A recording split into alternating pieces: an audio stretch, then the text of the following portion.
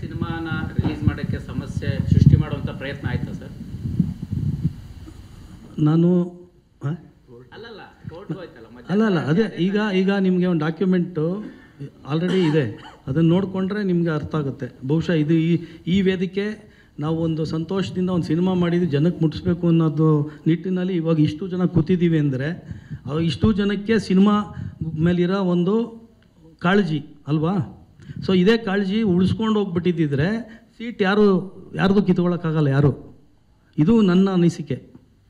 So ಇದು ದಯವಿಟ್ಟು ನೀವು let us all B positive, cinema ಬಗ್ಗೆ ಪಾಸಿಟಿವ್ ಆಗಿ ಮಾತಾಡ್ಕೊಂಡು. ಸರ್ ಈಗ